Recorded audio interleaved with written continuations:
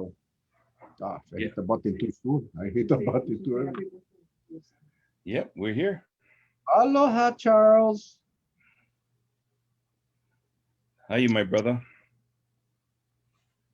Patsy just told me. I didn't notice.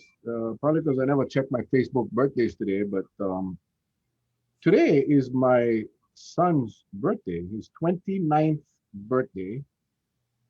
And Patsy just told me that today's your son's birthday as well. Yes, my son Jonathan. Yep. So that's what a coincidence. Hang on now. Why isn't this thing doing this now? What the heck is going on? I cannot do a watch party. Why? Why won't it let me do a watch party? Anyway, let me get out of here. Let me I would like to wish my son, Baron, a very happy 29th birthday. He's out there in Beaverton, Oregon. And he's at home tonight because he's got to work early in the morning. So I don't think he's watching, but I do want to wish him a very happy birthday, as well as your son, Charlie John Kaihui. Happy birthday to him as well. Oh, thank you. Thank you. You know, I tell you, we kind of look back and, I just ask myself, I'm just, as most people know, I don't have children of my own, but, these are all my step kids, but man, I'm the luckiest stepdad in the world. My kids, they all recognize me as their dad, and um, they have their parents, with the exception of John. Yeah, his father passed away already, but nevertheless, I mean, to call me their dad is it's just it's a special feeling. My three boys, their mom passed away, but their father is still alive, and you know, like kids will always do when they run into problems, they'll call, but they won't talk to me. They'll talk to mom Steph and ask her if uh, if they can get help. And please don't tell dad that we called because we don't want him to get mad. So, but I, I'm I'm a very I'm a very proud parent. You can call it that, step parent, whatever. But Parent, man, parent. yeah, Huh? but I'm a happy camper. I am a Like Patrick happy said, camper. it doesn't have to be blood, man. You know what they say. Anyone can be a father, but not everyone can be a dad. Hmm. Very easy to make them, but you know, to be a dad. Now, for some reason, I cannot do a watch party on Patsy's thing tonight, so whatever. That's kind of bizarre, but Just share it. Just share it. yeah, I did. So anyway, um, I Yeah. just got to get a thing going here so I can see the comments. I know we're kind of like we've been doing this for 7 months, and yet we still, Mm. sometimes still. One day we're going. One day we're gonna get the setup, the studio. We're gonna get the lights. We're gonna get all the switch, the boards. Like you guys, all that music boards. Yep. You know how to use all that stuff. Yeah. One day, one day. Once we get that, we get that big sponsor that call up and say, hey, here's $1 million for go make your show professional. Yep. You know. We almost we Anyway, almost had a we almost had a sponsor, but unfortunately things didn't work out. It's a mega sponsor. It's the company was wanted to sponsor us. It's called me me and Brothers portable toilets, and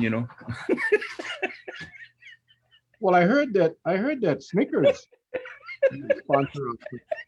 They sponsored us with candy and you never you get them all. Um, my wife. I just told you about our sponsor, me and Brothers portable toilets. So I got one comment from the peanut gallery saying, Who are you guys? No, no, I hear the coach. I hear the coach in the background. Okay, you're on live, honey. Shh. Yeah. Hang on, Oh, I'm just reading a post real quick. I'll comment a text right now. But anyway, Charlie, yes. today not a good day for Hawaii. Um, What happened? What happened? all the 65 cases on Lanai. Oh yeah. We all one state. We all separate islands, but we it's our sister island. It's our brothers and our sisters over there. And it just hurts me. It pains my heart when I see how we from 4 to 65, and it's more than 65. 65 is the official report because they have deadlines that they got to report to the Department of Health. But we have our sources on the ground that's telling us it's more than that, and we'll see the numbers tomorrow. But 15, is that what you said, Charlie? 15 at the school? Yeah, Lanai, Lanai school was on the news. So, we let's pray. Let's all pray for them there in Lanai, and for that entire county, and for the whole state, really. And the most,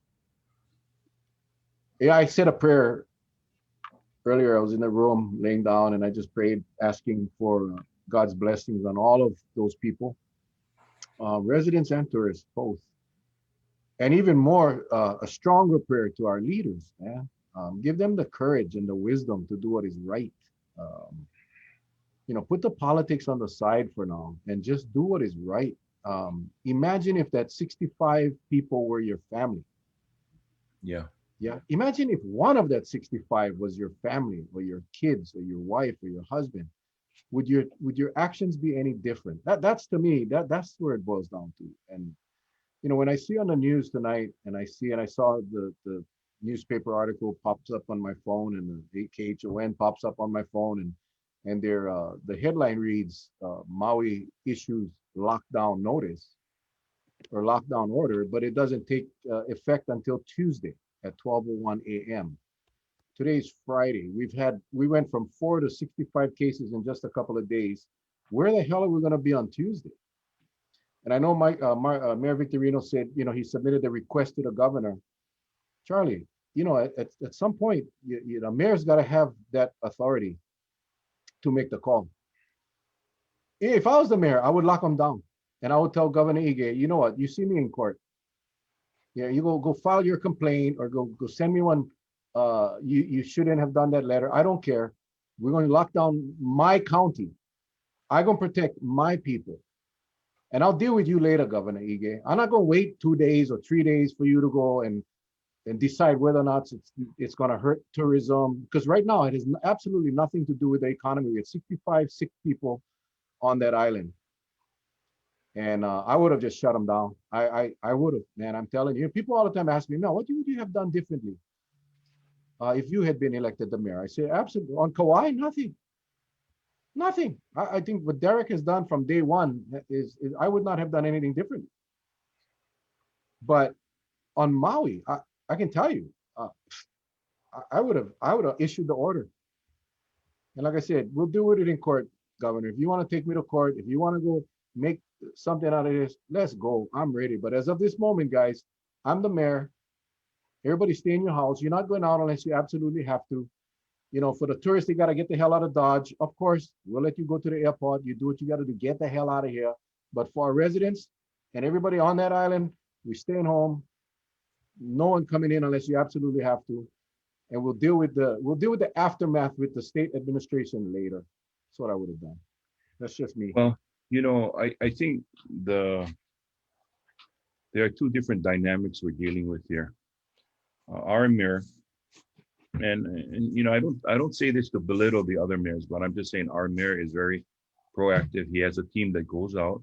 He has a team that watches who comes in, especially if we have construction workers coming in. Okay, he keeps an eye on that. He keeps an eye on that pulse, because that really tells you, a lot of things. We know that they're coming from Honolulu. Okay, Honolulu is not a bad place. It's just that for some reason, getting that virus under control is just continually spurting up here and there, just continually pops up when you least expect it. Just when you think things are getting good, and boom, the thing rebounds again. There's no rhyme or reason why it does that. Okay. And so remember, I had asked the question a long time ago. Is there something that kind of like tickles this virus to reactivate it to make it even stronger the next time it jumps to somebody else? Or does it replicates so many times that it gets stronger and stronger as it's passed on? Or if I should pass it on to somebody, the thing just like hatches new eggs within that person and they pass it on, if that's how viruses work. But it seems like, it'll go quiet for a little while and then it'll jump up. So I think that's why what Derek's doing, Mayor Kawakami, I should say, he's keeping an eye on the pulse of what's happening on this island. Now, Mayor Victorino has a tough task because he's got 3 islands to contend with, right? They're tri-county. He has Lanai, Molokai, and you hope and pray. And I think Molokai has done a damn good job of trying to keep theirs down because they're so close. They let it know that, hey, you knucklehead, you're supposed to be in quarantine. Stay in quarantine. Everybody gets the routine down. Unfortunately, on Lanai, um, there was a breakdown in communication somewhere. I saw on the news last night a person that was infected went back to work, went back to work, and then came back out again. But by then it was too late. It was on the news last night. So, I'm not making this stuff up. And when I heard that, I went, oh my God. And then, of course, it hits the Pacific Islander the hardest because they don't understand the mega weight that this virus carries. And unfortunately, it was our Pacific Islander that was infected. That was on the news. So I think they need someone of authority that can talk the language, that can talk to them and say, hey, this is nothing to play around with. And I know you're not playing around with it, but you got to be a little bit more careful because we're only talking about this infectious spread that happened only a couple of days ago. And look where it's at now. We're going to be approaching 100 by probably tomorrow. Probably Well, it's hit going to 100. exponentially. It's going to grow exponentially, Yeah. right? And as Brian Ingles did the calculation, the standard formula is how many cases per 100,000 population, and Lanai is over 2,000 per 100,000 population because there's such a small population. That's insane. That's very, very, very dangerous, and the spreadability, well, of this virus is crazy, and that's why they worry that the numbers are going to just go through the roof. And if you don't Yes. have this Yeah. lockdown in place, if you don't properly isolate these people that are positive, if you don't have the resources or the facilities, it cannot help but spread. And that's where, again, where was the planning? We all took it for granted that Lanai was secure. It was the safe zone. Mhm. Did we ever plan? I don't think so because this came as a surprise. And when we had four, because of the nature of this virus and the close proximity of everyone in Lanai, that action should have been taken. And again, people are going to accuse us of being Monday morning quarterbacks. Listen, we have been watching this for 7 months, and we meaning everybody. And we've been watching not just here, but other places. We know the characteristics of this virus.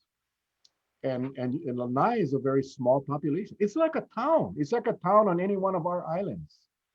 So you obviously gonna isolate that group. And but no, we didn't. We waited, and then it went to we had 12 more the next day. It went up to 16, and then went up to 38 or 34 or 35, and now it's at 65, and it's even more than that in just a few short days. And Yes. now we'll do testing on Saturday. That came out yesterday. We're going to do testing on Saturday. We'll do the mass testing on Saturday, and then we'll do a lot. Why are you not doing the lockdown now? I really don't get it. We got to make arrangements. We got to give people time to be able to leave. You don't have to. You can do that in addition or in simultaneously with the lockdown, right? If you lock down and you got to go to the doc, you got to go emergency room, you can go. So you set up the lockdown for your residents and your whatever. But those that have to leave to get on a plane to leave will be able to do that. But you can isolate the vast majority of the population from this virus. That's the only way you can drop the numbers. But if you allow people to go, and when you come out and tell your people, hey, I encourage you now to go do all your shopping and your traveling now before we lock down, no, that's wrong. No, in other words, you shouldn't travel now. You shouldn't go out unless you have to, absolutely have to. You got to go buy your stuff. Yeah, you gotta go buy your stuff, but don't encourage people to move around. No, No, what he stay should be home. saying, what he should be saying is, I encourage you right now to stay separate. Absolutely. I encourage you right now just to stay separate. Do not. I mean, right now is the worst time to go shopping. But if you need your provisions, we'll have police standing by, and everyone just come out in groups of 5 or 10 at the most. But don't, even at that, you try to separate them.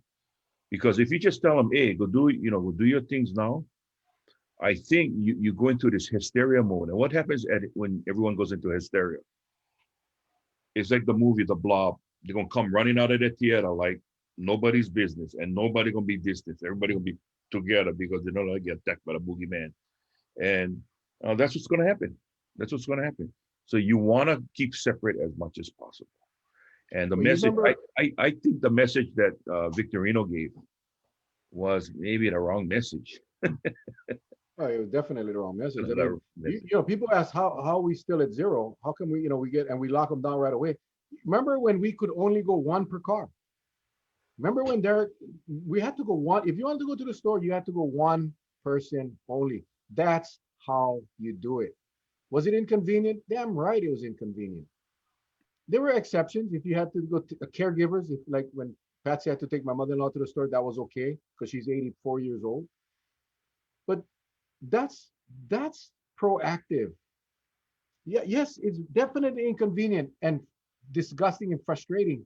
But you're talking about a virus that has gone rampant over there. And by the way, people, I should have said this up front. First of all, share this, please. We forgot to do this, but we got to go back. We got to share this real quick.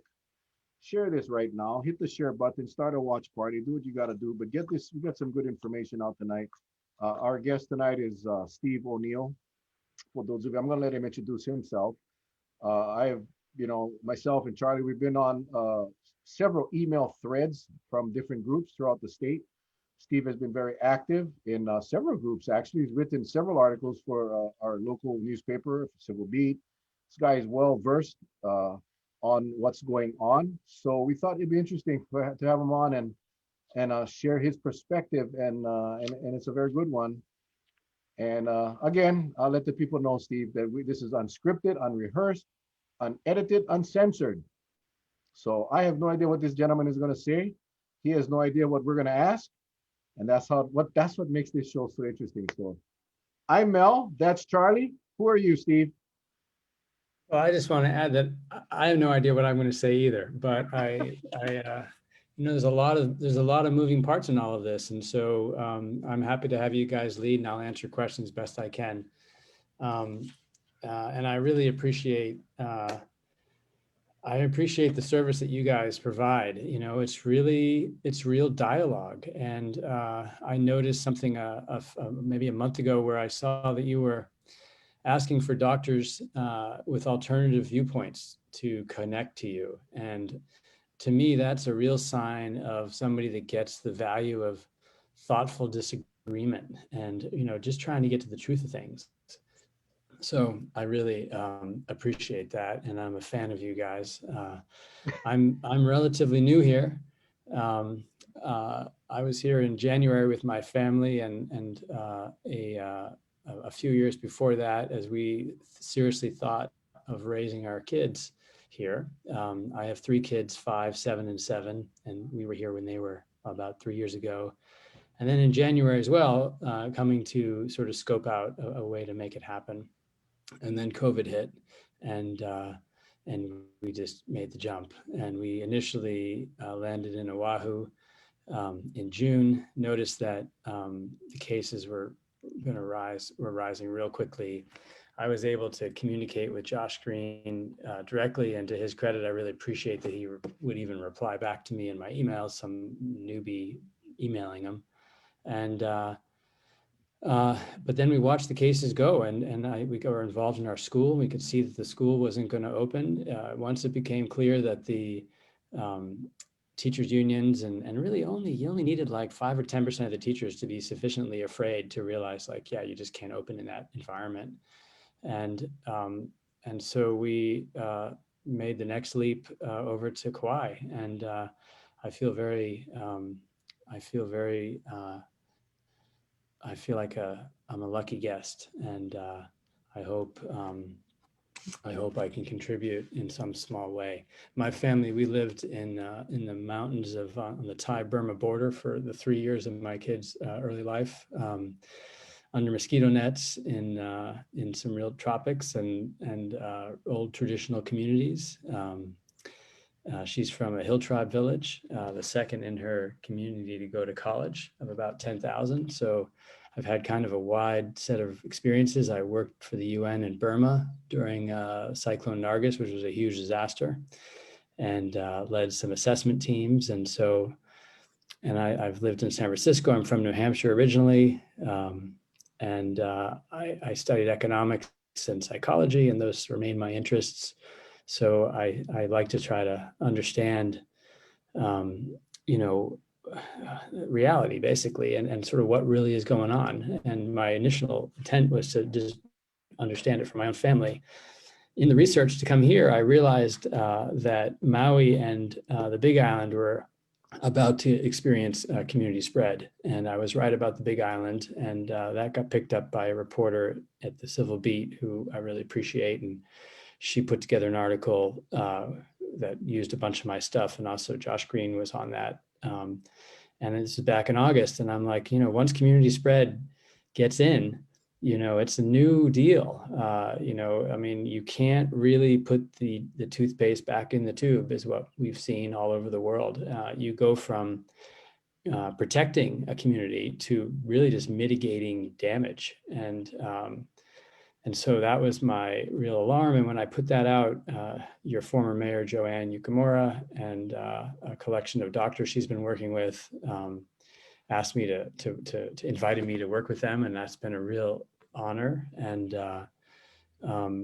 And we've tried to advise the mayor, who's met with us a couple of times, which was really appreciated, and Dr. Berriman, and just give our take on things. And I've been finding a lot of data that I wish wasn't true. I would love to have somebody prove me wrong, and I know you guys feel the same way. I mean, we'd really like to believe that opening up the island the way we are is going to work. I think I want to be really clear. I'm pro opening the island. I mean, obviously you have to get the economy going.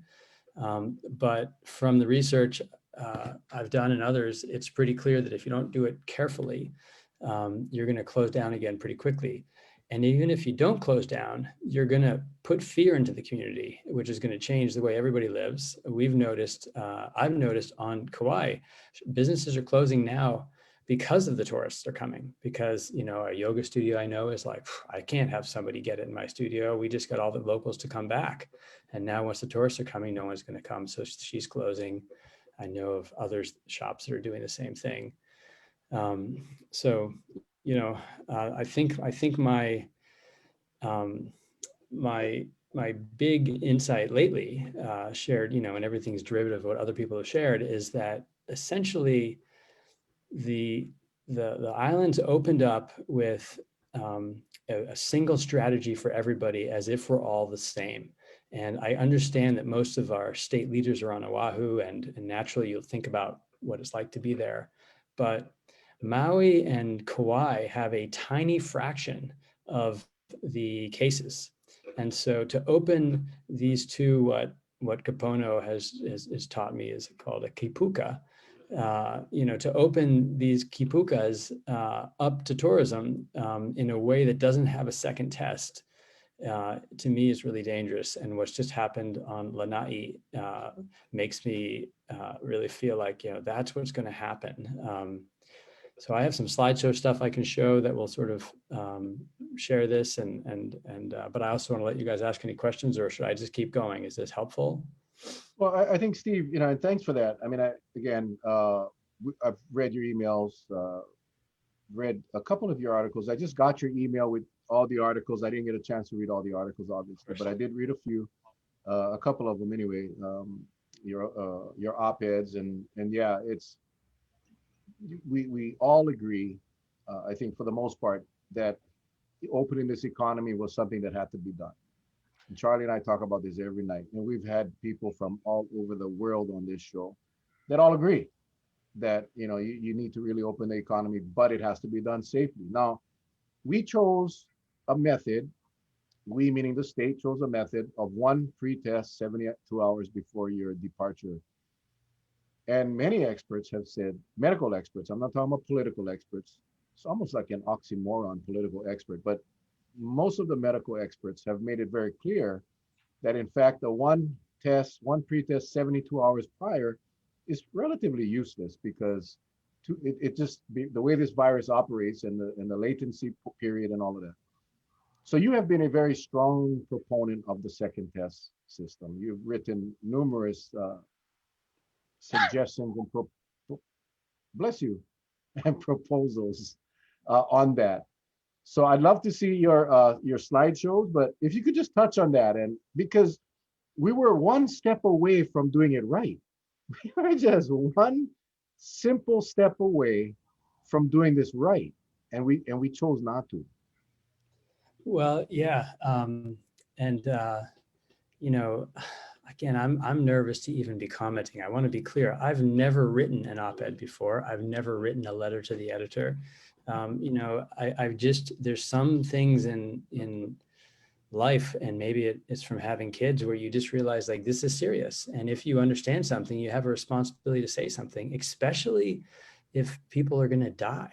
And, that is what is actually happening. And, some of this really frightening data that I've seen that's come out of Alaska is the people that are most sick, and I'll show it in the slideshow, and are at most at risk are in Alaska, Pacific Islanders and Hawaiians. So they have, 19% of them go into the hospital. And that's which is double pretty much anybody else. The next one is Asian ethnic races. And so I feel like if I don't say something, I'm kind of complicit. And, again, I really feel like, we all have misperceptions, and so we're wrong sometimes. And I feel you have to stress test it by putting it out there and getting other people to comment. I am, I'm disappointed that I've observed things get politicized, because it takes, in my view, there's no bad people and there's no really good people. Like, we all are doing our best. And what happens is we make some decision, and then we decide whether we're going to just push it through at all costs or not, and, by any means necessary. And usually it's better not to push it through by any means necessary. And what I'm seeing happening at the state level is kind of this, by any means necessary, we're going to open. And anyone that critiques it is an elitist or a fear monger. And that, to me, is a real problem, because it cuts down communication. Nobody wants to be called either of those. And it prevents us all from getting to the truth, which in this case is kind of a life and death thing on some levels. And in Lanai, that could be, anyway, sorry. I mean, this is, please, don't apologize. I mean, you're looking at two of the biggest fear mongers right now, right here, Charlie and Mel. That's it.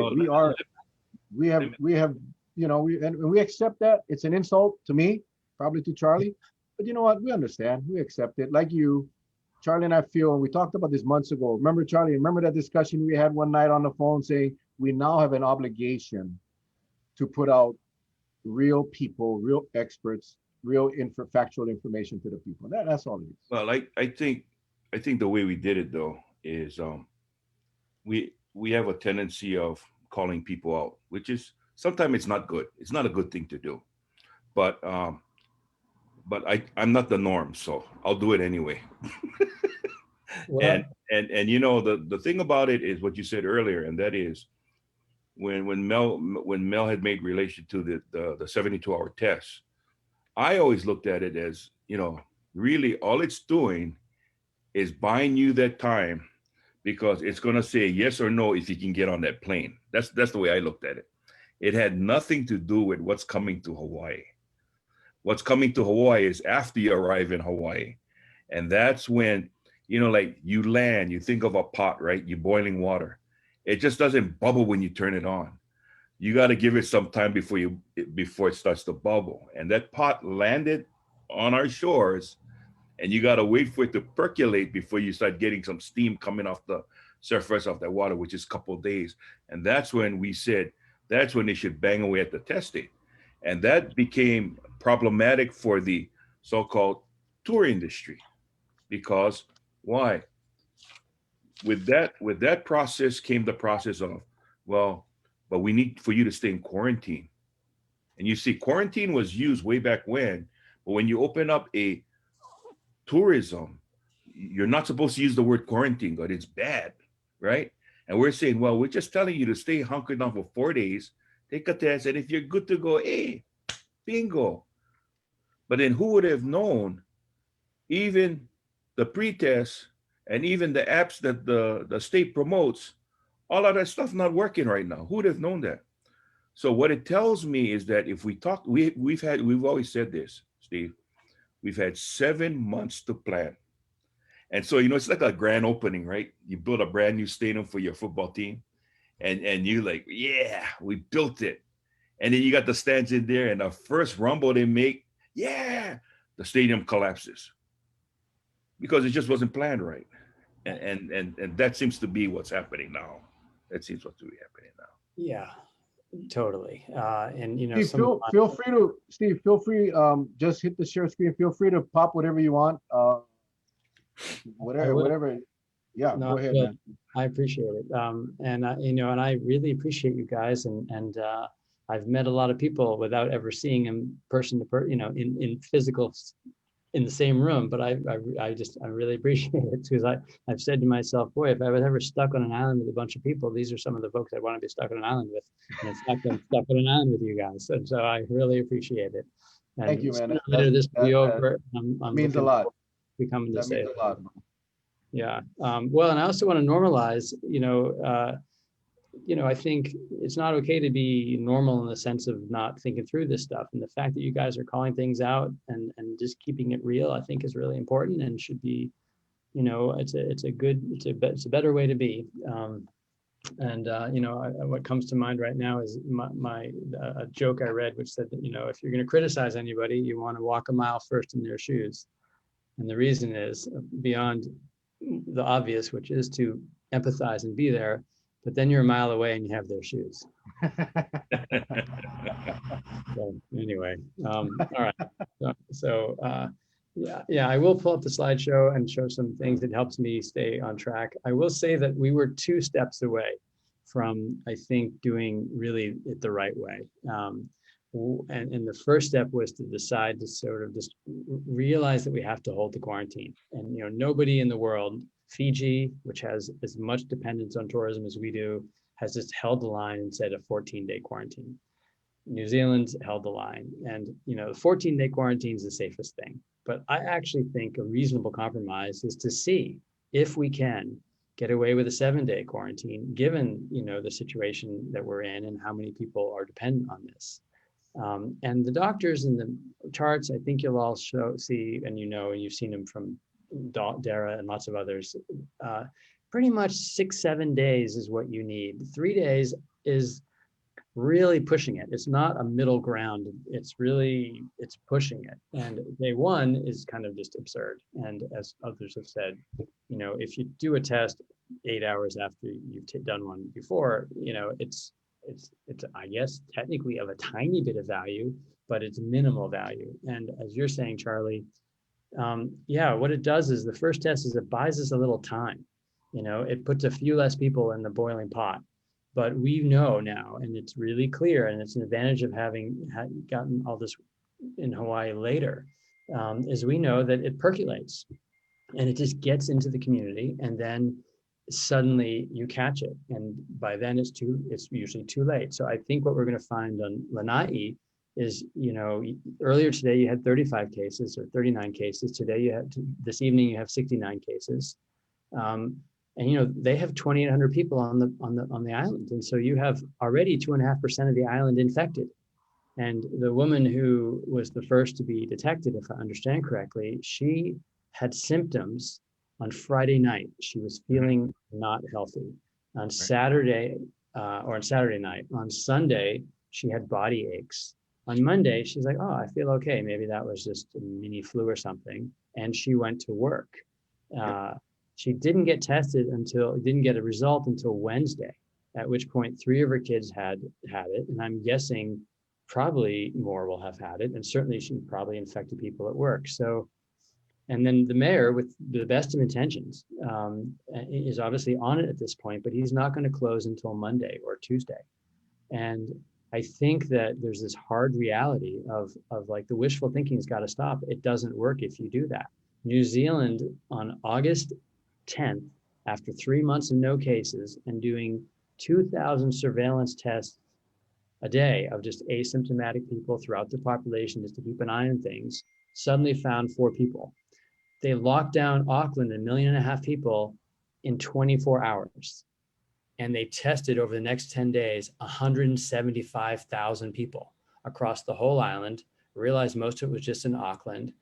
The case count went eventually all the way from those 4. In the first couple of days, they found, I think it was 75 people. It went up to about 200 people before they really got it contained and have shrunk it back down to 0. But, that's hardcore. Those guys, their motto is go hard and go early.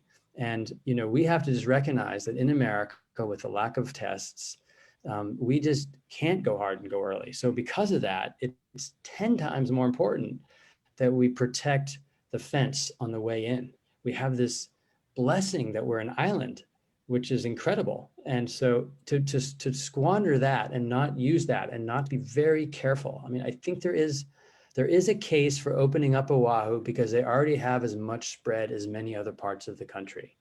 It's kind of a depressing case to make, but you could say, anybody coming to Oahu is more likely to catch it on Oahu than they are to give it to someone on Oahu. I mean, I sort of get that argument. I wouldn't make it, but I kind of get it. There's no way you can make that argument and send 30% of the tourists to Maui and Kauai with essentially, if you do a little bit of math and try to count for the unknown cases on Oahu, we have less than 1% of the cases on those 2 neighbor islands, and we're giving them 30% of the tourists. So you're blowing up those kipukas. And I know that Dr. Fauci, if he realized what he was being asked, and if anybody in that interview, Josh said, hey, listen, what do you think about these neighbor islands that make up a big portion of our population? 250,000 people, 240,000 on just Maui and Kauai. Are you sure that we should just introduce, this population to outside COVID with only 1 test that we know will screen out a few, but it's not going to, it's going to let a bunch in, and then just a matter of time, they're going to explode. So yeah, that really concerns me. And I think that was the real big mistake that's been made, which is to treat all these islands as if they're the same by looking at these numbers in this much, in this kind of big picture way. Oh, we've got 3,000 cases, 2,000 cases, no big deal. Well, not all of us do. And so if you, to me, turning a community into a place where it becomes filled with community spread is just not, you can't do it. It's totally unethical. There's no good scientific reason. There's no good argument for it. And all those people start to live in fear. Sorry. Let me say this. I'm always constantly looking at how the administration is interpreting the numbers, and I'll tell you the reason why. It's an analogy I use is always the fireman. You're going to put out fire, you got to brush fire, right? Their job is they're going to stamp out the fire until they have no more embers burning. Even if it doesn't look like you have flames, they're going to saturate it because their thinking is it's below the surface. I'm going to nail it, right? when they look at these numbers, and because like when they did the surge testing as an example, and they said, look at that, the tests were free except for what they had to pay for everybody else. But the Surgeon General brought in all those tests, right? They 55,000 tests and they only got 300 positive. Their mentality was, look, we didn't get that much. So when they start falling back on that thought process, I noticed that they back off on the throttle. I said, hey, why did you stop there? You still had communities that you still haven't found out where in heck did it come from. Go and saturate those communities. Make sure that it is done. And if it's not done, work on it. Because if you're talking about there's more community spread than travel related, then let's get to the bottom of it. And that's always been the problem with the state. I say, why? You see, you're hungry, you got your game in front of you, you're ready to pull that trigger, and then you let your finger off because you said, we're gonna get him because that pig is right on the cliff, it's gonna fall over the side and it'll kill itself. And you let go, and the next you know the pig run right by you and said, darn, you missed it. So what, you go hungry again? And that they keep on doing that over and over again. And I'm telling Mel, I said, Mel, when is this merry-go-round ever gonna stop? When is it ever Yeah, gonna stop? I'm with you. And, and what happens with those firemen, as you know, is once they put it out, they leave an engine right there for a Yes. day with a couple guys, and they pay, or women, and they pay attention. And if it comes up, they see anything happening, they put it out. Absolutely. So they sort of leave a sentinel out there, and that's essentially surveillance testing. I think what does make it really hard for just anyone in any states is they just don't have the testing capacity. Now, we could have gotten better testing capacity. Alaska is also kind of a state that's out there, separate from the rest of the US, and they have been able to acquire twice the tests, and even a month ago had done twice the tests per capita than we have. So, some of it has just been mismanagement, and we could have gotten more tests. Could we have gotten a huge number of tests? Possibly not. We're imperfect, but to act on that as if you do is not okay. I'm gonna say right now, and I'm gonna put myself on a limb here. If someone's to ask you, Uncle Charlie, do you have somebody right now, a credible lab that had the emergency approval by the FDA that can provide PCR tests, maybe a million tests a week? Do you know anybody? I can say on a stack of Bibles right now, yes, I do. But here's where I see where the problem is. Everybody wants this rapid antigen test, right? The less sensitive, because, and then if it hits, then they want to go to the gold standard, the PCR, come with the backup, right? Well, yes, the antigen test right now is pretty running low because we know that Abbott's has been the only one providing that, and we know where most of their lock, stock, and barrel has been spoken for. But the question is, how do we manage the tests? Where do we get the tests from? I The question that Mel and I have always been asking is, Moy, the lieutenant governor says we only have 4,000 tests. Then when they're ready to open up, boy, tests was being grown all over the place. You got airlines having tests, you have this having tests, you can go over this place, they got tests. It's just those tests was coming out of everybody's ears after a while. So, if that is the message that we're trying to tell the folks here in Hawaii, that we have to be careful because we're running out of tests. We don't have enough tests. We want to keep it for like the serious cases, blah, blah, blah. Then you don't put out that kind of message, because I look at you like, no, you must be lying, because right now there's all these airlines that's offering a test right now, and they're not batting an eyelash for some reason. So tell me, where are they getting it from? And we as a state, we're having a hard time. Is it because, well, we got bad credit? They want cash only. They won't take credit cards. Well, what is it? Well, You know, we've had Dr. T from Doctors of Waikiki. We've had Dr. Miskovich. He's tested more people than anyone else, and both of them told us there is absolute. If you want the test, it's available. You got to pay for it, but it is available, and that's the conflicting information we get. So when they say we don't have the testing, this is what I think, and I could be wrong, but I think they choose not to test because more testing would result in more positive cases. more positive cases would delay the opening of tourism. There is no other reason that I can imagine. And I've tried, Charlie and I play this game all the time, being the devil's advocate for each other. There is no reasonable explanation because the tests are available. They chose not to bring in the tests. We have 300 or 400 million dollars of CARES money that's sitting in somebody's bank account, waiting to be spent. So it is my honest belief, and this is really disgusting, that the fact of the matter is this state did not want to raise our numbers of cases because it would impact the timing of their plan to open up the state for tourism. I hate to tell you. I mean, maybe you have a different justification. I don't know. You know, being new, I'm not the first to say that, but I will tell you that's exactly what I'm finding as well. And there's some little indicators that make me think of that. One is we suddenly recategorized active cases in over one day, and there was no real mention of why that happened. And all of a sudden, we went from 6,400 cases to 1,700 cases in a day. We stopped sharing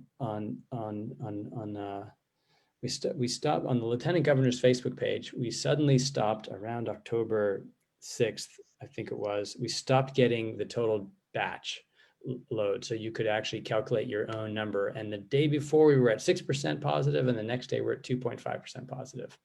Like, what's that about? You know, that's just lame. And, you know, and then we had discussion, as we know, of let's open, okay, but if we catch anybody, we'll promise not to tell them until they're back on their plane home. You know, and even though I think that got backtracked pretty quickly, that indicated really what's going on. And this is where the people do need to stand up and say, hey, wait a minute, you know, that is not okay. And I don't think, you know, I mean, I think it's important to realize, especially in Oahu, a lot of the people that, you know, there's the big money is going to private equity companies that own giant hotel chains, you know, and the people really should push back against that, you know. So there's a lot of arguments, in my view, that you could spend money in wiser ways to buy people a few more weeks, whether it's more aid, direct aid to these workers. And, you know, the people that have the big money in the game can take the risk that they're able to handle, which is like, yeah, pandemics happen and you lose your shirt, and it's okay because it's not, you know, it's not someone's last dollar. So I agree with you, and like I said, good to walk a mile in their shoes so you're a mile away when you have your shoes. But I'm with you totally, and yeah, it's disappointing, and it's a failure of imagination. And I also think on the testing front, to be really clear, if somebody wants to come to Hawaii, they can pay for their tests. I mean, it's not that complicated. You know, they're paying, you know, the average person is paying $200 a day to be here. So great, pay for your test. And, you know, that's it's happening all over the world that you pay for your test. Just pay for your test. And it's 2 tests. And yeah, we're not open for business right away to somebody that's going to come and stay for a week. There's a quarantine, but that's a phased opening, and we move from there. So yeah, I agree with you, and I applaud you guys for just keeping it real, because I think it's really important to do that. So let me just, before we jump into your sure. PowerPoint, your screenshot or whatever, for those that think, because we've had viewers come on, talk about, you know, we really don't need a quarantine, we just open up and be safe and blah blah blah.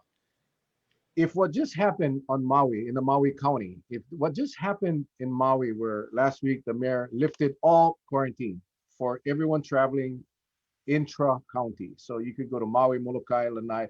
Anyone going between those 3 islands were free from quarantine, didn't need to take a test.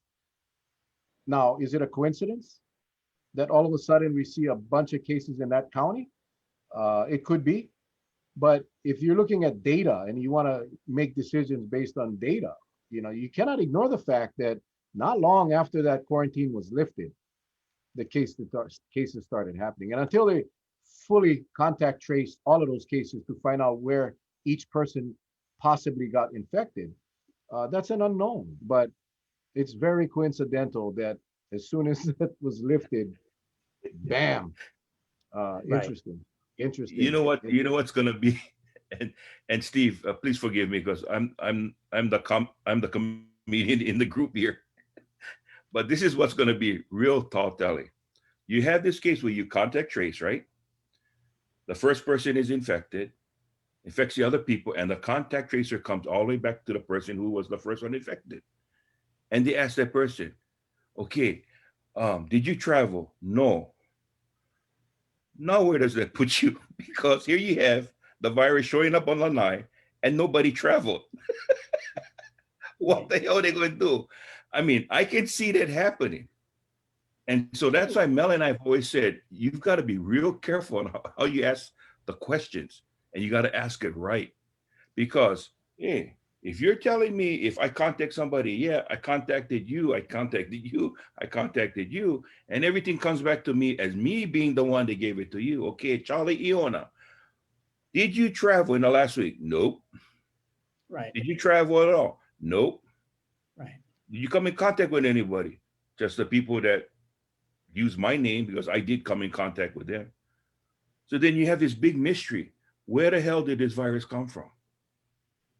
And that's the reason why it goes to what Mel is saying, that when you open up, something is going to slip through the cracks. If you don't have that safety net in there, even if it's intra-county, Yeah. You cannot look at it like, say, we're Maury County, nothing will happen. No, Right. you're on a different rock. There's water in between you and not a rock. You got to be You got to careful. remember, though, you got to remember that the person that brought that virus to Lanai may not have tested positive. Yep. That person could have traveled, could have been, I'm just saying this for discussion. I have no idea. They're saying it's travel related, but they're not saying whether it was inter-island travel, mainland travel. But the person that brought that virus may not have tested positive. Could have been someone that the person that tested positive don't know, may have come in contact with them, may have touched something from them. Right. So yes, all the contact tracing comes back to that person who genuinely doesn't know. They don't know where they got it from because they never came. They didn't travel, but the virus didn't get here spontaneously. Right. So the person that actually brought the virus may never be identified because they never get sick, never gets tested, never gets pumped. I know where That's the I know scary it part about this virus. I know where it came from because I heard there's a lot of bottles on Lanai that got messages in them, and they probably went up to one of those bottles, and yep, that bugger was. And they couldn't get the message out, so they sucked on it, and it. Yeah. Okay, Steve. Okay, Steve. Go ahead, man. The floor is yours again. Sorry for the interruption, man. I just, No, I'm this okay. the I mean, I scary think part about this. little humor is actually important now and then. And I would say, what's the problem that I've been seeing is that whatever happens, they will then say, oh, it's community spread on Lanai. It's not traveler. Well, a bird didn't bring it. And, That's correct. a bottle probably didn't bring it. Sorry there. Right. And so, so, you let the fence down and this is going to happen. And it's a shame because it's really entirely possible that Lanai and Kauai and Maui, and Big Island less so, but these were like some of the last places in the United States and the earth with this many people that didn't have this virus introduced, and we're introducing it because we need to fill a bunch of hotels. And that lack of precision, I mean, I feel it's kind of a failure of imagination. Somehow someone's not sitting in the room and saying, hey, wait a minute, guys, let's think about the neighbor islands. And let's just not dictate this to those guys. Let's trust that their mayors are on the ground might actually have something to contribute, such as, hey guys, we don't have any community spread here. Can we have a second test, please? And, we push pretty hard. I really hope if there is an opportunity to have a second test, or if there's a pause to just stop the nuttiness, and maybe Lanai will create that opportunity, that they will then come back with a second test, and that second test will not be on day 3 as much as we wish it all would be. It needs to be on 6 or 7. There just isn't evidence that it works before that with any reliability. It just would delay the inevitable. Okay, we'll cut more out. At some point, it's true, the contact tracing might be able to handle it, but let's also recognize what just happened to Lanai. They didn't even realize there was a case until, as of today, half an hour ago, they have 65 people, 2.5% of the population have it. So I think we're going to find in the next few days that Lanai probably has well over 100 people with it. And since they're not doing, well, they are actually on Sunday doing mass testing, but are they going to test everybody on the island? I hope so. And then they actually could contain it. But boy, what a bummer. Okay, let me show you some stuff here. Allow Zoom to share your screen. Okay. Okay. You tell me if you're able to see. Are you seeing my whole screen yet? Not yet. No, not yet. Let's see how we do this. You hit the share screen, and then you're gonna have a selection, and you just pick your screen. Right. So normally, as luck would have it, my computer, my computer died, and this is the new computer. So let's see if I can get myself back. If you hit the little green share screen button, and then a little window will pop up, and then you just hit is it on your browser or is it a PowerPoint? It's on my browser, and says share. Allow Zoom to share your screen. Open. Hold on, guys. Sorry about that. This is no. Asking me to. Okay, I think I'm doing No it. Okay. Okay.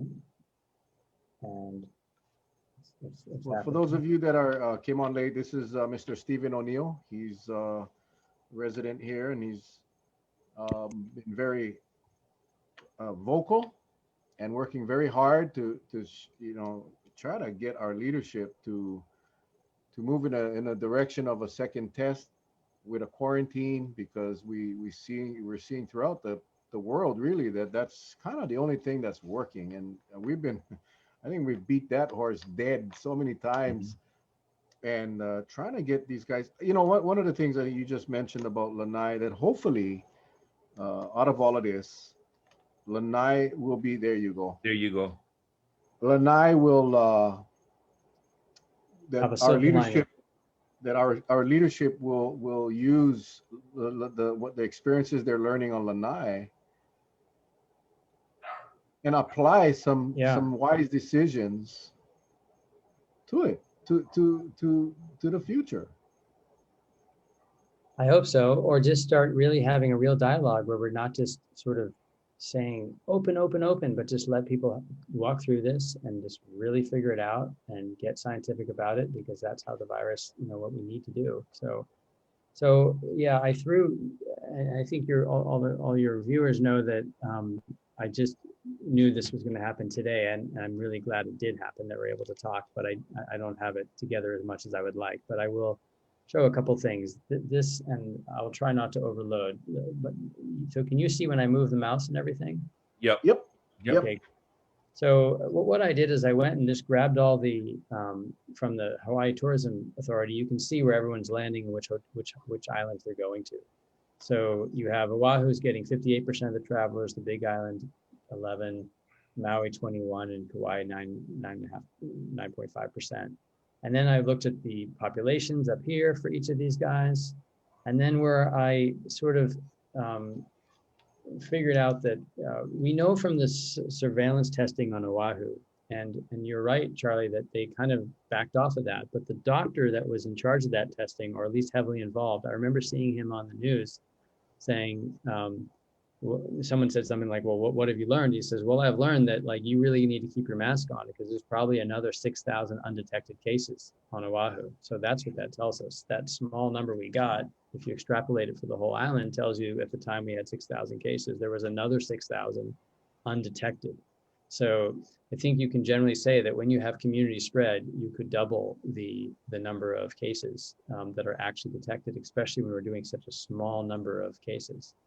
Of tests. And so that just brings you to these numbers where, if you don't do that little extra math leap where you actually account for extra unknown cases in the places where there's community spread, which is Oahu and the Big Island, you're looking at basically 1% of the cases are on Maui and Kauai. If you do that, it's less than 1%. So it's this tiny fraction. These two places are getting this huge surge of travelers, and they don't have any say in how they can really protect their community. And I shouldn't say they don't have any say. They have the option to opt out. And I applaud Harry Kim for using that opt-out option a few times. It seemed to me to bring the governor back to the table and say, hey, we need to do something more. And I wish that Kauai and Maui would do the same thing and say, listen, we want to work with you, but we're not going to do something that we know is going to endanger our community. And opening the way you're opening Oahu and forcing us to do the same thing when we have a completely different scenario is not okay. And so I hope somehow you guys and us having these conversations gives some sort of air cover and opens some space for the Kauai and Maui mayors and the Big Island mayors to say, listen, we want to do this differently because we're in a different situation. In addition to that, aside from not having so many cases, we really don't have the hospital capacity. So you can't, and even if you can expand your hospitals a little bit, you can't necessarily expand all your staff, overnight. And so I think that there's two really clear reasons why Hawaii and Maui should consider, taking a pause or opting out or doing something to get these second tests in place really quickly. So anyway, you've seen this chart before. I think Dara O'Carroll presented it to you. Makes it really clear that the first couple of days, if this is day 1, 2, 3, 4, 5, 6, 7, 8, first few days, 100% of the people are going to be missed if they have the infection because it just hasn't built up in their body. You'll start getting some on day 4. And here, day 5, you're getting, 40%. So this is why I think there's a reasonable argument. If you really want to keep the numbers low enough that you can contact trace and stop them, then you need to wait till these days to do that second test, as inconvenient as that is. Then again, it may bring a different type of tourist that is more committed to being here and spending money. I think the Cayman Islands now have a program where they are advertising, they have the quarantine, but they're saying, come here and be a remote worker in the Cayman Islands, and we'll make it's a great place to work. And so, I think there's a lot of alternatives we can think about. I think this is what we saw in Alaska was quite clear. This is the day they opened. Dr. Evslin has contacts in Alaska, and as he described in your show a few days ago, or a week or two ago, they have a forest fire now they completely cannot put out. And what you see happens is their contact tracing. The gray is basically the contact tracing where they just can't track it any longer. Once the numbers get too big, contact tracing, you admire what they're going to try to do, but it's incredibly hard to do if you have any quantity of numbers. And so I think that is something that we should really recognize is it's not like, oh, you either test or you contact trace. You can't, contact tracing is sort of you're already in a bad place if you're having to really work the contact tracing. And if you have the opportunity and you happen to be an island that you can keep everybody out and test them on their way in, that obviously keep the virus out and test people on their way in. Obviously that makes more sense. This was the stat that really I find just basically heartbreaking, especially when I'm pretty sure here's the Hawaiian, this is Alaska's cases by hospitalization and by race. 19% get hospitalized. And, so anyone advocating to protect these people, they're certainly not elitists. They're just realists saying, hey, if anything, I don't know how politically correct or incorrect it is to say this, but every time I've thought of Hawaii, I've always said to myself, it has really no business being part of the United States in the first place. And, so this seems really, why is this not getting vocalized more quickly, more strongly? And if I understand correctly, there are some Hawaiian communities that have actually asked for a slower opening formally. And I just don't see that in the papers, and I wish that we did. This is an interesting slide that was from back in August when I was trying to share my concern that Maui and the Big Island might get community spread. This just shows the numbers of on 8/10 in Hawaii, when we had about, at the time we had almost 1,900 cases that were known. We did 1,800 tests. And we were averaging about 2,300 a day. And so we were doing basically one test per case, per known active case. Auckland, which had no known and found these four doing, they also did 1,800 tests on that day. This is August 10th. They then ramped up for the next 10 days and did on average 17,000 tests a day. And they ended up testing almost 1,700 people for every case they found.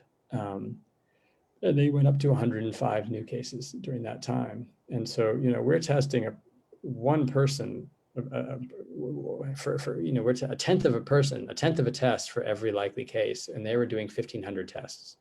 So, I don't think it's possible for us to do this many tests because we have so much limited capacity at this point. But I think it's important to recognize, like, this is what it takes. So this is where I feel like if there's anyone that's looking at this data, they say, wow, this is what it took for New Zealand. How can we possibly think that we're going to be able to handle opening up with a single pre-flight test? We don't do any real surveillance testing. Our kids are in the public school up here in Kauai, and I think we have a very engaged principal that I really like, because I see how he's there every day. He knows all the kids' names. He's connecting to everybody. And yet they bring the kids into the classroom and they close the door and they turn on the AC. And they seat them 6 feet apart. And then they say, okay, you can take your masks off until you go outside and to recess, and then you need to put your mask back on. Or if we sit in a circle, you need to put your mask back on. But while you're in this room, a closed, contained room, you can take your mask off. And that's actually wrong advice. And that's very clear from other places, other states. Everybody has the 3 W's, which is, which we know, which was, but they also have, which is what, wash your hands, wear a mask, and watch your space. And a lot of other states now have the 3 C's, which is avoid confined spaces, avoid close contact, and avoid congregation with lots of other people. And, I've spoken to the principal, and I think they're going to do something about it. I actually managed to, I recognize the superintendent from watching your show, actually, and looking at previous, I typed in Paul Zena's name and found your guy's show, interviewing him a while back. And then I happened to see him today at talking to a principal. And so I jumped out of the car and they gave me 20 minutes, and I really appreciate that. But I think they need more guidance, actually, from the health department. There's no surveillance testing. There's no plan to test all the teachers in the schools on this island, at least. And there's certainly no plan to test students. And maybe that you don't need to test the students. You should at least, I think, test the teachers regularly. Have a van come over and give all the teachers in any school a test once a week. And then you might know if you're going to get this thing in your school. But there's this feeling, I think, of, I just feel like here's well-intentioned people trying to do the right thing, not yet fully on it, I think, because, they just aren't getting enough guidance, and we're just not executing well enough. So those are the main slides. I mean, I can answer other questions. I think that drills home the main points, which is, this is a serious business, and we have got to be executing well. And I think we should just admit that we're not executing that well. The American Western, whatever it is, way of independence doesn't have us with doing great mask compliance, and doesn't have us doing all the things that other places are doing to control this. And so I think we have to really, I think our leadership, I think we all were put off. I was really put off in June when the health department officials sort of said, well, the reason this exploded was because the people weren't complying. And I just think, like, yeah, it's true they weren't, but, they don't deserve this. And, part of the job of the elected officials is to walk around and see what's going on and say, oh, okay, they're not complying. So we're not going to punish them. We're going to recognize that, and we're going to adjust accordingly. I think there's fatigue now in mask wearing. I definitely noticed it where, where we are now. It's coming back on a bit because everybody's scared. But I think, you have to be a realist and recognize how many tests we have and not as many as we wish we did. Recognize that people aren't going to wear masks. So how do we set up real safety nets for everybody? So anyway. Well, one thing that it's still a mystery. It's still a mystery, and that is how someone can get on a plane, take a pre-test, right? And how someone can get on that same plane and not be required to take a test. That, to me, that example right there is you take a test for a reason, right? And so the reason is, and this is where I think the messaging is wrong from the state again. The reason is you take a test is so you can avoid the 14-day quarantine. You missed the boat here. You taking a test to make sure you don't bring the virus to Hawaii. That's what you should be saying. Don't say no. You're taking a test because you're going to avoid the 14-day quarantine. Then you got some people like you saw in today's news release about how much that on Kauai they arrested. They did a roundup. So that tells me that there's a group of individuals, and Mel said this last night. We have this large amount of people that opted out. Now, what person in their right mind opts out of taking a test and says, yes, I want to go to Hawaii so I can look at my light flickering in my room for 14 days? Because that's what's going to happen. But yet, in the back of your mind, there's no damn fool that's going to stay in the room. And sure enough, bingo, they do a roundup. And they got all these people that get arrested. So I think that the state has to understand people need to know why they're taking a test. They're taking a test to find out if they're negative or positive because we don't want the virus coming into the state. But don't keep on telling them that, you can say something real subtly, but it's almost like a reward. It's like for every 5 plate lunches you buy, you get a 6th one free. So as long as you take the test and you keep on getting a negative, you can go out free past quarantine. Quarantine was put up for a reason. And like you said, New Zealand, all those places that still have quarantine in place, it's put there for a reason. And I think as long as you try to get away from that, people, they don't understand what it's there for. What are we trying to accomplish? We're trying to strangle this virus from spreading beyond the borders of the airport. Yeah, and I'll share something interesting. We have a friend who just got out of the military that came to visit us, and she arrived on Sunday night, and she had a pre-test, and we took a bedroom of the house that has a door to the outside in this place that we rent, and we turned that into. I bought a little cooktop and a half fridge, and so she landed at the airport, and she was tested the day before she flew, and they said to her, okay, well, you don't have your negative result yet, so you have to go quarantine. And so she took a taxi, which was actually quite expensive from one side of the island to the other. And she has stayed with us. And on the 3rd day, she still hadn't gotten her result. So she called the company in Washington State that had tested her, one of the partners. And they said, okay, sorry, yeah, we do have your test. They sent it to her. But the person at the airport had said, your test is going to require manual verification, which you may have also read that in today's paper in the Star Advertiser, 10% of the people coming through. So we're asking her to do a 7-day quarantine because we know the science, and she's all for that. And we've asked that of anyone coming to visit us. And so she's supposed to go and get either a voluntary second test, but also to get cleared at the airport. Now we don't want to get in the car with her yet. I mean, we obviously know the odds individually are really small, but we're not going to take these chances. And so she's sort of stuck at the house with this test. And today she got a note saying, you didn't show back up at the airport or something like that. And your test is now not within the 72-hour window. So your test is no good anymore. You have to upload a new test. Now that's obviously a computer glitch. And I'm sure that when she shows that stuff, when she does go to the airport, which is going to be on day 7 or 8, they will realize that, okay, that's fine, and they're going to ignore that.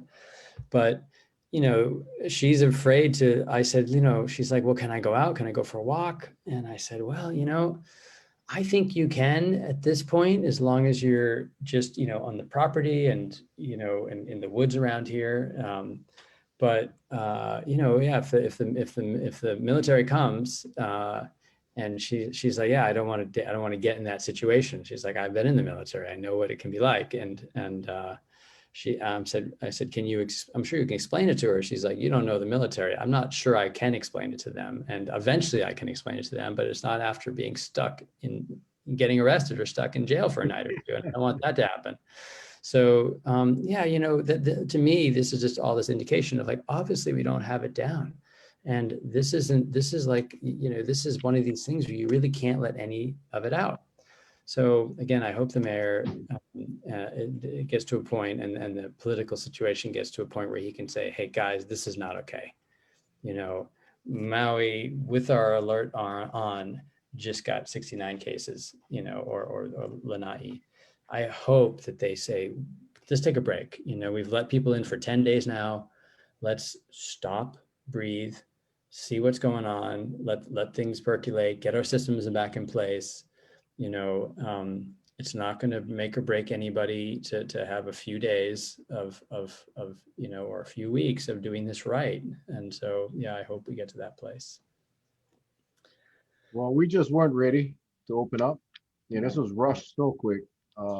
And you know, they recognize the glitches. They come on TV and they say, well, you know, I remember, I'll never forget this governor at the airport, governor, lieutenant governor.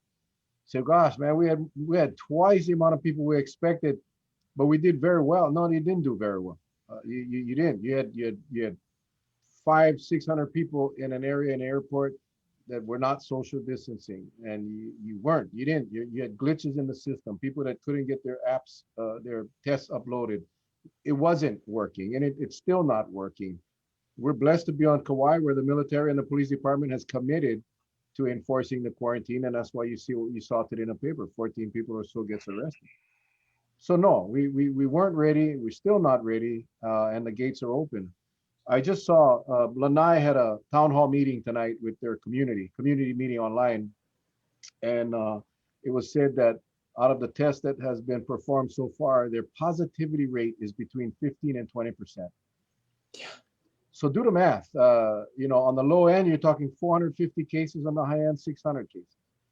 And granted, right now it's part of the close contact, so you know it may be less than that. But the bottom line is 20% positivity rate is extremely dangerous. And if that's not enough to shut your town down, then something is definitely wrong. And you're just, you know, Senator Donna Mercado was on our show several times, and she came up with this saying. She said, "Hope is not a strategy.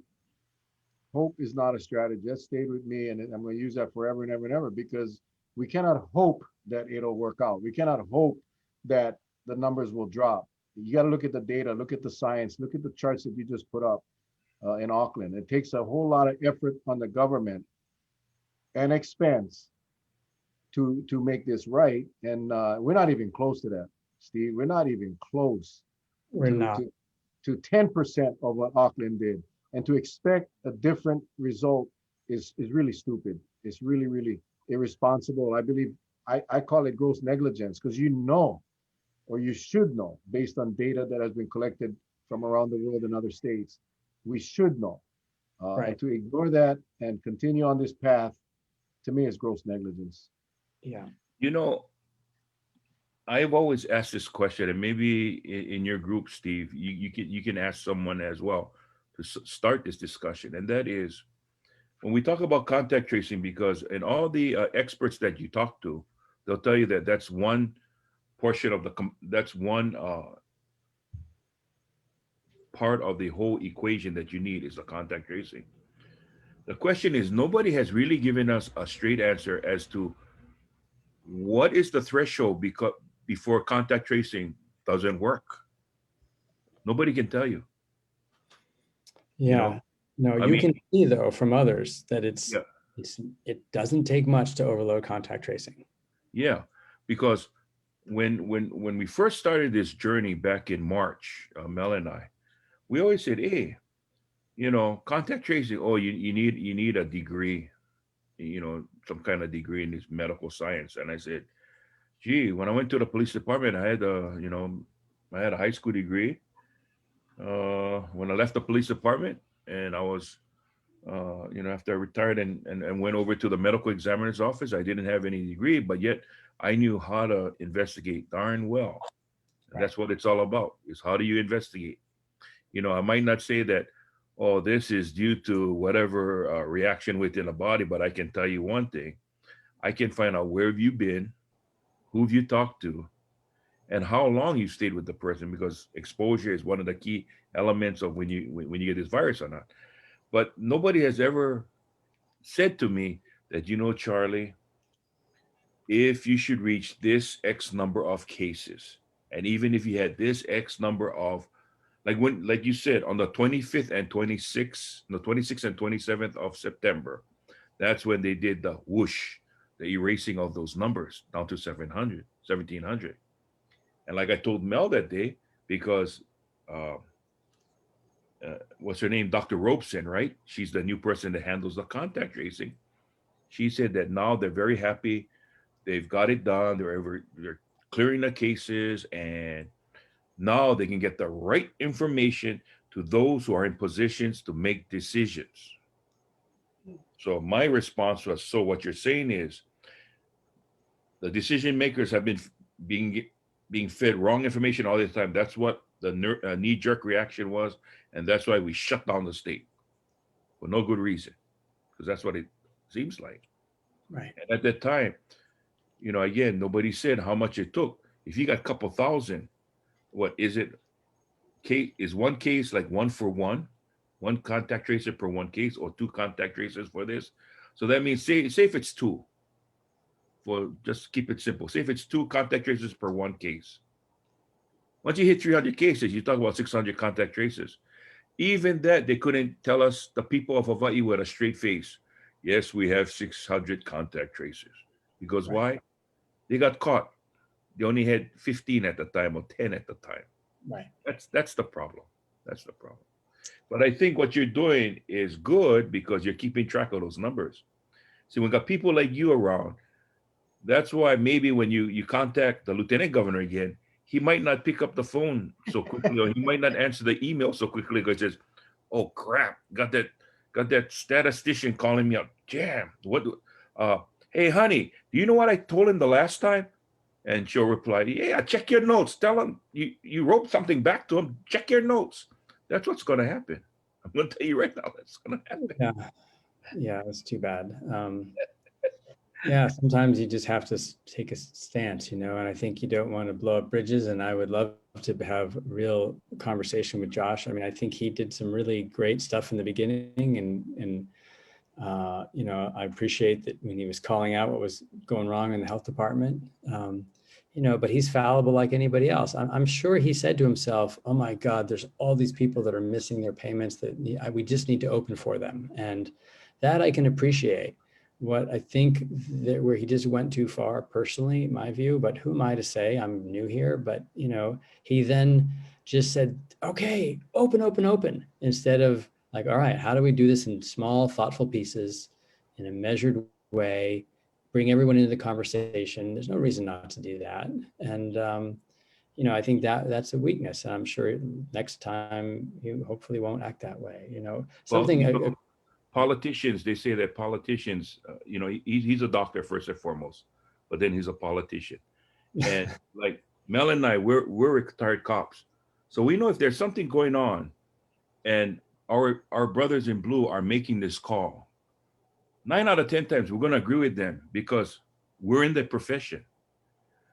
What made this so different is, as a medical doctor, you have doctors giving the reasons why you need to do a second test. The LG went completely against it. It was like, this is people that practice medicine like you, and they seem to see something that. So that's why I've always said, he's doubling down to the point that if he's right, which may be a good thing, all these doctors and experts are including Fauci, is wrong. But if they're right and he's wrong, his political career, I'm sorry to say, it looks like it's cooked. And his professional career may be the same because people are going to question, you made a bad call last time. What do we pick up on it now, or do we just give you another chance because we're dealing with lives here? And Well, I and mean, how much worse does it get than Lanai? Like, we're just lucky yeah, that's a small island. If you think about it, they're not lucky, but I mean, that's a failure of leadership. Like, you had an island with 3,000 people, and no cases, and you had no cases. You just introduced his cases to it. And, the reason we're seeing it is because it's one small contained space. That could already be happening in the much larger islands. It certainly could be happening in Oahu, but it's just going to get lost in the numbers. So in Lanai, it's not. So, I mean, I think it's surprise. I actually didn't think the jury would come in quite this quickly, but as far as I can tell, it's in. I mean, that's the responsibility of the government is to not let this happen. And it's happened. And the fact that they're catching, the cases at the point where they're at, like you said, at 20% of the people they're checking.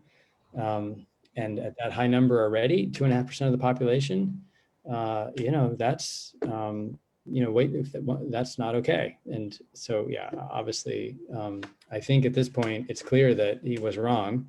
And hopefully he changes, and I feel, I read a quote, which was, there's no, once we realize that humans are fallible and perceptions are always off to some degree, there's no shame in making mistakes, only in failing to correct them. And I hope at this point, he just quickly corrects them. And it doesn't take, my family are police in New York City, and I can see my uncle right now saying, yeah, Steve, it doesn't take much. You just need to be able to think and apply logic.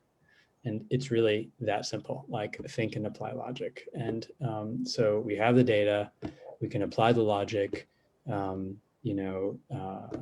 hopefully we say, okay, well, let's reverse course. Oh, and this is a good thing I can share with actually. So the Bahama Islands, they opened, and then they opened with a single pre-flight test. They closed 3 weeks later.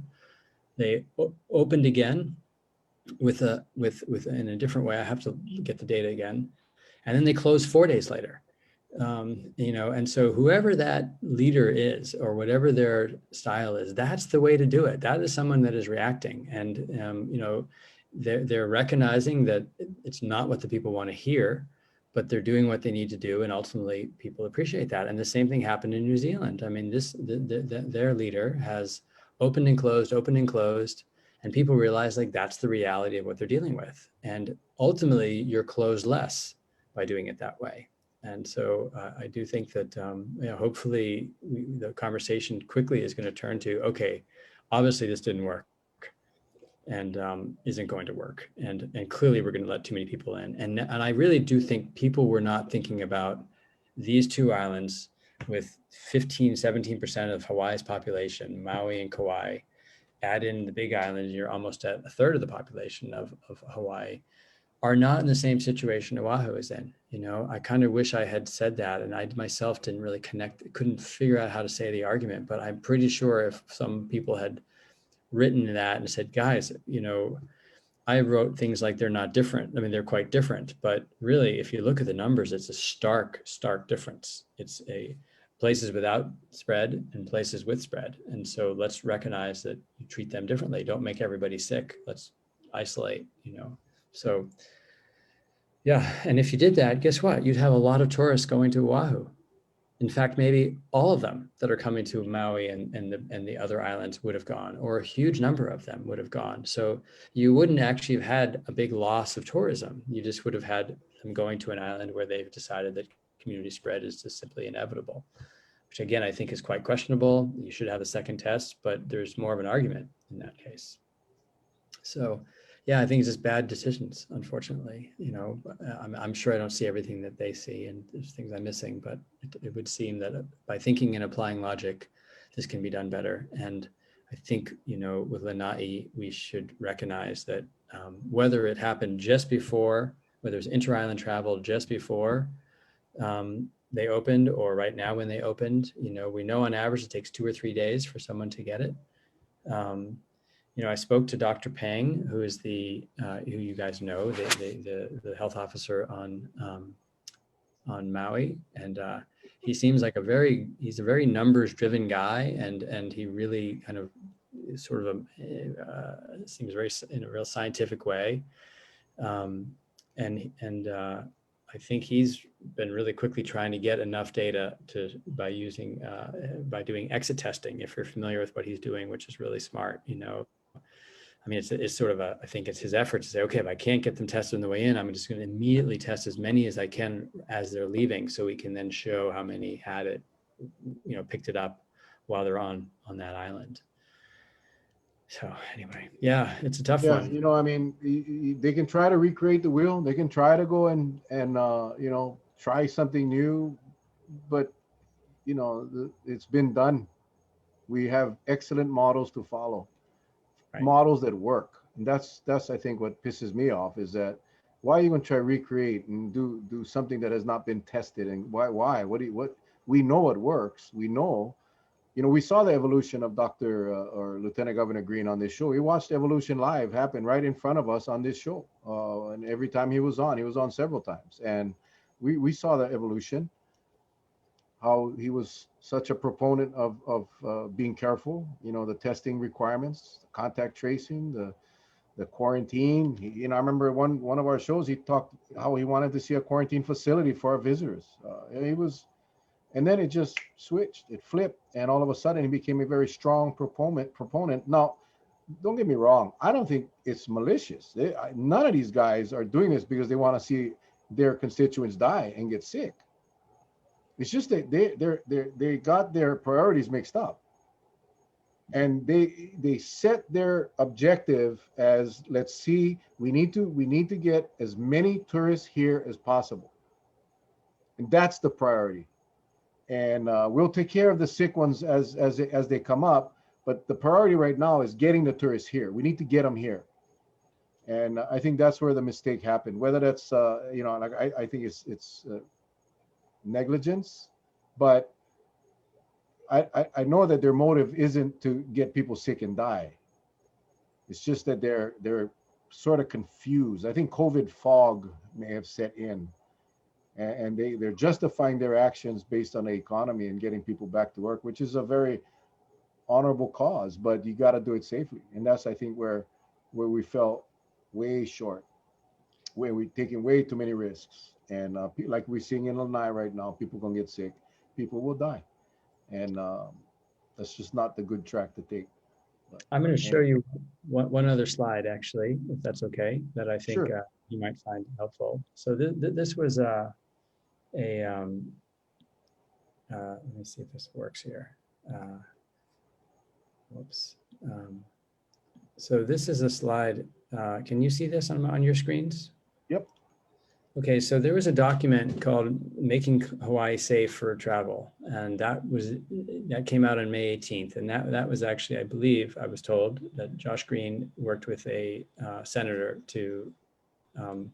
or representative to create this document. And this was there when they were originally proposing the single pre-flight test back on May 18th. And I found the document and I read through it, and it had 9 supporting conditions to a single pre-flight test. It was that Hawaii would buy 100 rapid test machines for 9,600 tests by July. And you can still Google this document, it's still out there. Abbott would provide 2 million ID tests by July. Airlines would monitor and manage electronically transmitted negative test results, meaning they wouldn't let you on the plane unless you were negative, which the airlines are not doing. National Guard would enforce the quarantines of all positive and non-tested arrivals. I would say on Kauai, we're noticing quarantine enforcement. I would say on Oahu, we noticed 0 quarantine enforcement. When we came in, no one ever, they sent us a text and a phone call, and that was it. So it'd been easy to go anywhere and just leave your phone and just call them back later. The airlines would monitor and verify all travel declaration documents for contact tracing, which I think they're doing a bit now. All departing from Hawaii passengers would be tested to protect the airline employees. No. All visitors would be tested once every 7 days. That's the second test. Gone. All visitor industry workers would be tested every 7 days. Gone. So this was Josh's original plan, May 18th, and it's in this document. And yet, for some reason now, oh, and the last one was temperature screening sensors, but they've now determined that actually is not that effective. And I think we all kind of know that. So this was the plan. It's in writing. It's in the press. It's in all over the place. And now it's being completely ignored. This was your second test right here, number 7. And these are industry workers to be tested. So I do think that, it's been this very conscious decision to just, okay, we're not going to do all this. We're just going to open. And I recognize it because it's lasted so long. And I think Josh made the call to say, hey, we need to just get people back to work. But I don't think they would go along with the level of risk that he's creating unnecessarily. So there you go. Kind of shocking. Thank you very much, sir. That's quite telling. I forgot about that document. I really did. Yeah. But we spoke of that document. I mean, we had so many conversations with him on the show and offline as well. So, but anyway, we went way over time, sir. This is only supposed to be an hour show, but you were, you know how we gauge by the amount of people that are still on live, and it hasn't changed. So people appreciate the information. Really, really, really appreciate you coming on tonight. Probably get you on. I think it'll get worse before it gets better. So as you track the data, we'd love to have you back to do a comparison, later on. I know I did get a chance to talk to Dr. DeWolf Miller a couple nights ago. He's running he's doing a study. He's actually doing a study that's I'm assuming will be published at some point. And he did agree to come on in a couple of weeks when he had more data on those testings that they're doing, the surveillance testing, so forth. So that'll be interesting to see how that goes. But he's obviously not ready. In any study, you need the data. So so we'll have him on. But we'd love to have you back at some point to update the numbers as it changes. So. Well, I wish I could give you more. I wish I could end with, what are the actions we can take to improve this? And the only one I'm coming up with is a full stop break. At least stop.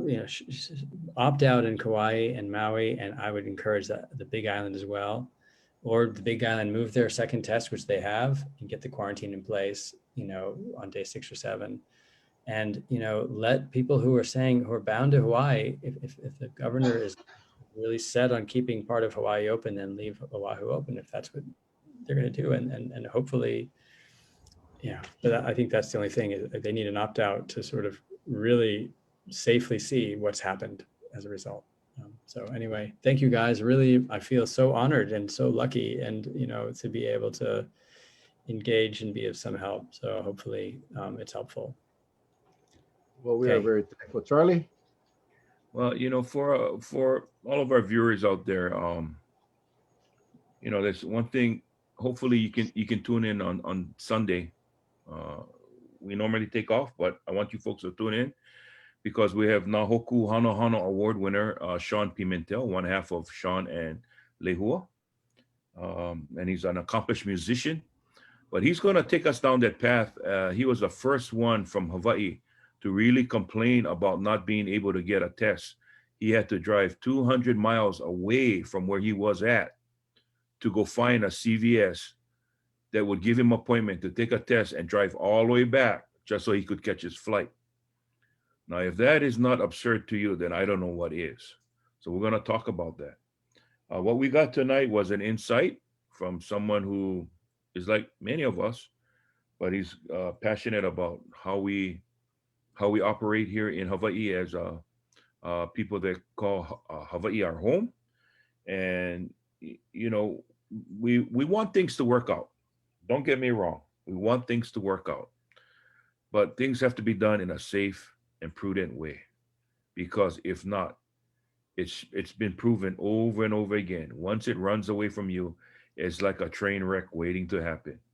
What do you have at the end of the tracks? That's the only way you can stop that locomotive. So I want to say thank you again for joining us. I appreciate it. Thank you, Stephen, for answering the email and getting this underway. It was a big help to us because we got a new face on, and I appreciate all that you shared with us tonight. Mel? Thanks, Charlie. Thank you, Stephen. Really appreciate the insights. We didn't coach you. Charlie didn't threaten you. Uh, you know, I think people think that we really, we're just trying to put out the information for everybody, data driven facts that don't lie. I mean, that's just the way it is. That's this virus. While it's relatively new, enough places have gone through it and have been successful, and we're gonna learn to follow the models that work. So we appreciate you, Stephen, so much. Again, tonight, before you guys put your heads down to sleep, say a prayer for Lanai, say a prayer for all the people, um, all those that are positive and those that have not even been identified yet, but just for that entire island, our sister island, brothers and sisters over there, say a prayer for them, say a prayer for our leadership so that they're wise and courageous and do the right thing. Just do the right thing and put politics on the side, because this is just the start of what I think will be something that's going to be pretty devastating for the state. And I hate to say that, but I like Stephen. You mentioned the term realist. That's what I am. That's why it's just our leadership got to be realists, and they gotta make decisions based on data and facts and not politics. So with that, thank you again, everyone, for joining us tonight. We'll be back tomorrow night at 7 o'clock. Be safe. Who do we have on tomorrow night? I forget. We got somebody. I know that. Oh, we got our friends from Seattle, Washington. Barada Gomes and Auntie Allah will be joining us all the way from Seattle. It's going to be a fun show. Remember, Seattle was the first place that really broke out in the United States with this virus, and they're going to talk a little bit about that. And they have a radio show. They had Charlie and I on the radio show yesterday. Was it yesterday? Whenever it was. Yep. So they're gonna be our guests now, and they're gonna bring their viewers, their listeners on. But we're gonna talk story about. They have a radio show for the Hawaiian community that has relocated there. So we're gonna get the insights of what's happening in Seattle and just talk story. It'll be fun. Stephen, please join us every night at 7 o'clock, man. Just we appreciate you, and we appreciate our viewers. You guys, thank you. Stay safe. God bless. We love you guys. We'll see you tomorrow night. Aloha. Aloha.